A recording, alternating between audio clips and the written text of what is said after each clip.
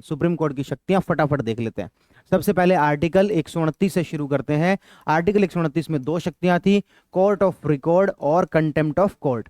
Court of record मतलब कि उसको रखना, मतलब जजमेंट के माने जाएंगे। कंटेम्प्ट ऑफ कोर्ट का परिभाषित नहीं है। 1971 में एक एक्ट आया है, 6,000 रुपए, सॉरी 6 महीने और 2 महीने की सजा, वो सब बातें। और यही सेम पावर हाई कोर्ट में आर्टिकल 215 में है। उसके बाद में आर्टिकल 130, सुप्रीम कोर्ट का स्थान कौन सा होगा? नई दिल्ली होगी। इसके अलावा कोई चेंज करना है तो कौन कर सकता है? सीजीआई कर सकता है। किसकी परमिशन से करता है? प्रेसिडेंट की। आर्टिकल 131, ओरिजिनल जुरिस्डिक्शन, मूल अधिकारिता, जिसके अंदर सीधे सुप्रीम कोर्ट में केस आ सकते हैं। Centre versus state, state versus state, और centre plus state versus other state. इसके कुछ अपवाद थे, बहुत सिंपल सिंपल से अपवाद थे। उसके बाद 132, 133, 134, जिसके अंदर बताया गया कॉन्स्टिट्यूशनल मामले, सिविल मामले और क्रिमिनल मामले, इनकी अपील की जा सकती है। कहां पर? सुप्रीम कोर्ट में अपील की जा सकती है, लेकिन हाई कोर्ट से एक नो ऑब्जेक्शन सर्टिफिकेट टाइप लेके आना पड़ेगा। 135 में था कि जितनी भी फेडरल कोर्ट की शक्तियां हैं वो सारी की सारी हम ट्रांसफर कर रहे हैं किसे? सुप्रीम कोर्ट को। 136 के अंदर था विशेष अनुमति याचिका, एसएलपी, किसी भी कोर्ट का केस हो, किसी भी स्टेज पर हो, किसी भी प्रकार का हो, सुप्रीम कोर्ट उसे अपने पास बुला सकता है, उसे अनुमति जो वो दे सकता है।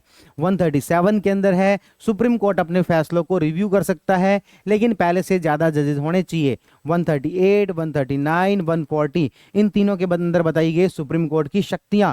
ये कौन बढ़ा सकता है? ये संसद बढ़ा सकती है। ये सामान्य शक्तियां, ये रिट शक्तियां, ये सहायक शक्तियां। 139A में क्या है? तो आपके ट्रांसफर ऑफ केसेस। 141 में है सुप्रीम कोर्ट अपने लिए स्वयं, सुप्रीम कोर्ट के द्वारा बनाए गए नियम सभी कोर्ट पर लागू होते हैं। 142 के अंदर क्या है? सुप्रीम कोर्ट कंप्लीट जस्टिस, पूर्ण न्याय प्रदान करेगा। 143 के अंदर क्या है? तो सुप्रीम कोर्ट से प्रेसिडेंट किसी विषय पर सलाह मांग सकता है। प्री कॉन्स्टिट्यूशनल एग्रीमेंट है तो उसमें सलाह देनी बाध्यकारी है, बाकियों के अंदर बाध्यकारी नहीं है। सुप्रीम कोर्ट के द्वारा दी गई सलाह प्रेसिडेंट के लिए मानना बाध्यकारी नहीं है। और ये सलाह मांगेगा कि किसी 5 जजेस की एक बेंच जो वो बनेगी, ठीक है।